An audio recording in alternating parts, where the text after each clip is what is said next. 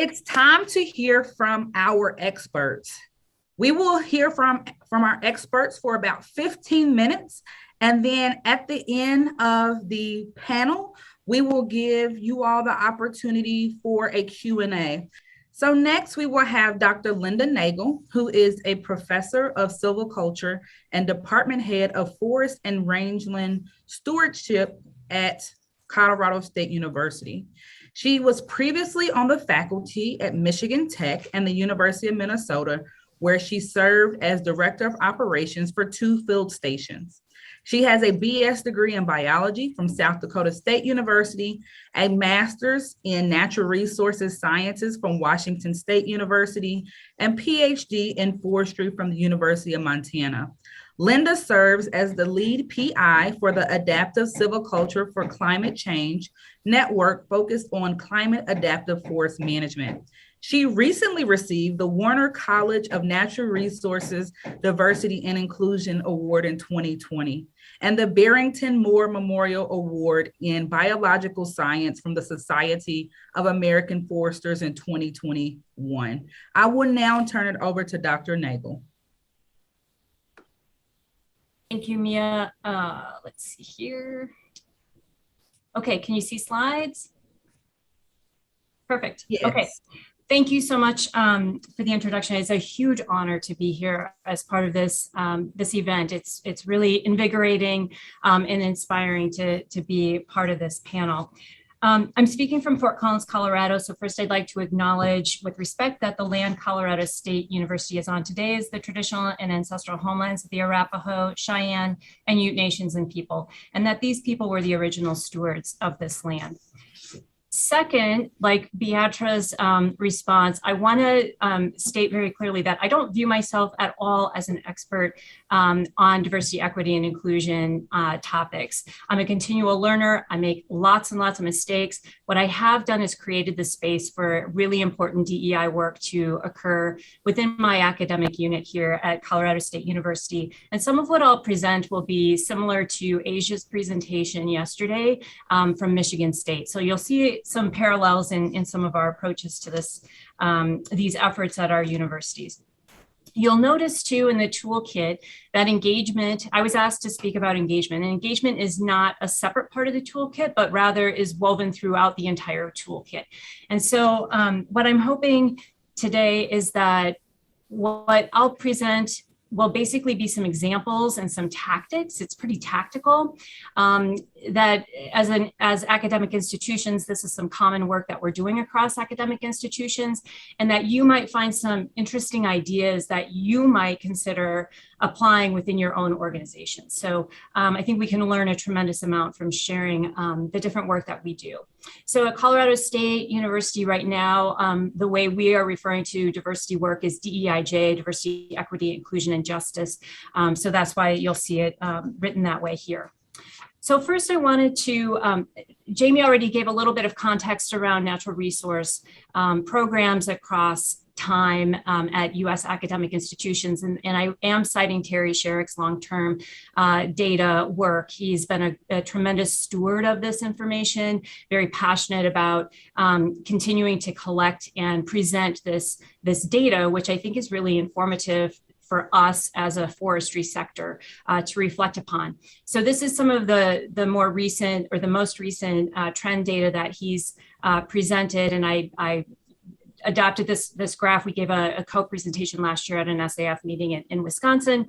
And what you'll see, the top bar there is fisheries and wildlife. And this is a trend, an upward trend in enrollment in those programs across the country. The forestry major bar is the green bar right in the middle. And so you'll see that that is pretty steady across time, across the amount, the couple of decades that we've been collecting this data consistently. And then you'll see some programs like natural resource conservation and management has also increased, along with environmental science and studies. So these are some pretty common trends among programs, and I'll show you an example from Colorado State here in a minute as well. Actually, I'll move back here. This is a table that is showing those basic breakdown majors or areas of study with data on gender from 2012 to 2017. So you'll notice that environmental science and studies has the highest percentage of female undergraduates in their population. And in the 2017 data shows 57%. And then forestry increased from 17% in 2012 to 23%. You'll also notice it's the bottom line on the graph. We have the lowest gender diversity among all of those natural resource fields that we have data for. And if there would be similar trends if we looked at ethnic diversity or minority representation across those majors. This is the Society of American Foresters demographics, the most recent data from 2019. And here you'll see that the membership makeup is 11.2% female, 88.8% male, and 95.4% white. Okay, so Jamie presented a little bit of her data from some surveys that she has deployed with SAF and then also with the Society for Range Management. Also happy to see that survey went out to that group as well. But the question that is constantly on our minds is why are women and diverse non-white groups not attracted to the forestry profession? And Jamie's data is clearly showing that stereotype threat is one of those really significant factors. An example, this is the Warner College of Natural Resources here at Colorado State. We have about 1,700 undergraduate students. Ecosystem science and sustainability is the graph on the far left of this graphic here. And you can see these gender trends across these different majors. Fish, wildlife, conservation, biology is more female than male. Forestry, which includes forestry range, as well as natural resource management and restoration ecologies, 36% female. Geo sciences, about the same. And then human dimensions, about 62%. We're about 20% diverse across our college. And so that varies some from year to year, but we haven't really moved the needle in forestry over the time that I've been here. National perspective, this is from a report that looks at projections of high school graduates across the country as a way to project potential demographic shifts in our colleges, recognizing this is just one piece of our enrollment puzzle because we have a lot of non-traditional and transfer students that come into our programs. But basically what you'll see is that the percentage of white high school graduates over time will decrease and the percentage of other racial ethnicities will increase, particularly in the Asian Pacific Islander category, the Hispanic category, and those that identify as multiracial. A previous report, that was from 2020, a previous report in 2016 showed that the population moving forward in terms of high school graduates will increasingly likely be first generation and increasingly from lesser means, household means. And so this is important as we think about our academic institutions and the types of students that we are likely to be serving more into the future and adjustments that we might want to make as we approach that.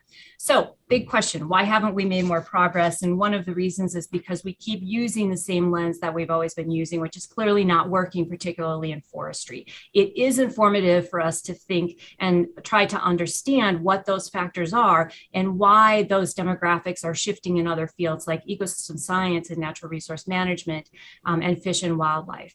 So we know that we need to focus on not only recruitment and retention, but how to promote those individuals. And so engagement is what I'm going to focus on here and what we're doing in my unit.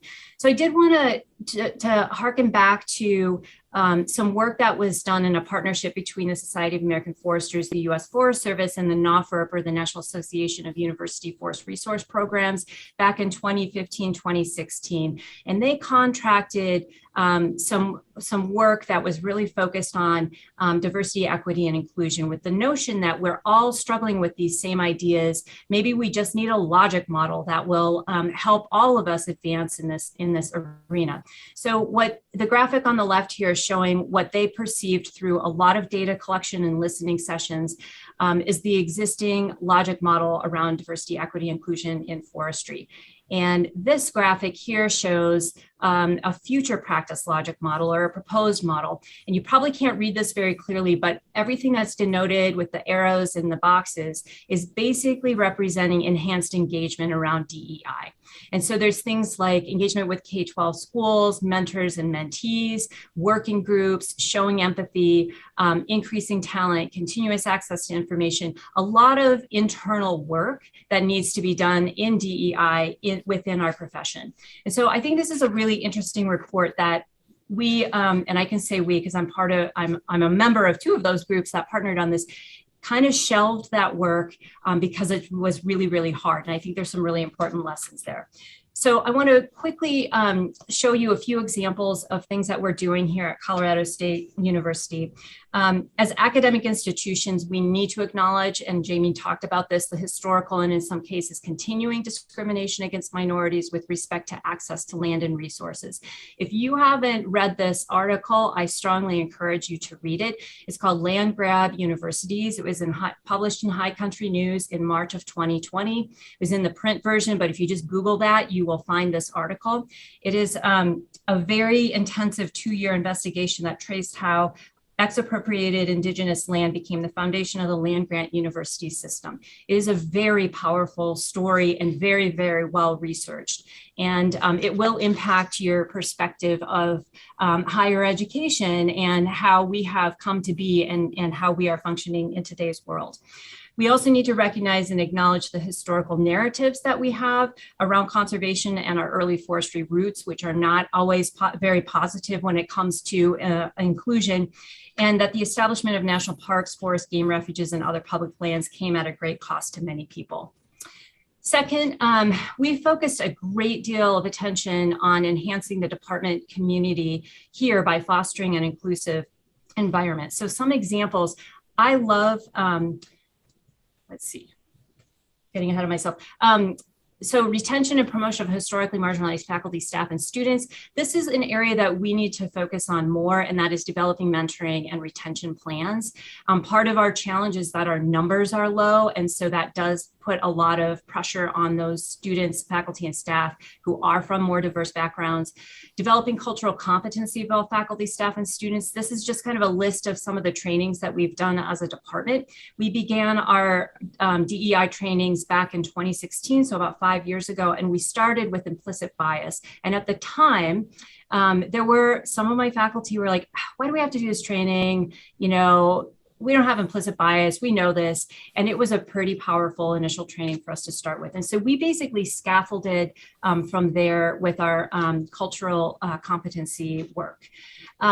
Enhancing through our inclusive spaces. So our forestry building had black and white historic photos throughout the walls of our building. And we've been talking about this for a couple of years. I love old historic photos, but we also recognize that they were not creating an inclusive space. And so what we did is we had a photo contest last year during the pandemic, and we solicited submissions from folks, and we had a selection team that selected more current contemporary photos that we felt were created a more inclusive environment. And so these are some examples of the photos that you will now find on the walls of our building. We have done several department book reads over the last year and a half. These have been really powerful at both the individual and sort of the department cultures scales. And we've had really excellent participation by faculty and staff in these book reads. Third, we have a goal of embedding diversity and inclusion across all aspects of our programs, education, research, and engagement. And so one of the things we did last year is we updated our syllabus template to include CSU's land acknowledgement statement, a statement about inclusive classrooms, and CSU has a set of principles of community that were developed about 5 years ago. And so that is included in all of our syllabi. We have engaged extensively in building inclusive teaching practices across our curriculum and making sure that we're providing access to material through multiple modalities. And in a way, the pandemic has pushed us in this direction to be much more sensitive to access needs. Ensuring a range of cultural and social domains are represented in the examples and the stories that we feature within our programs.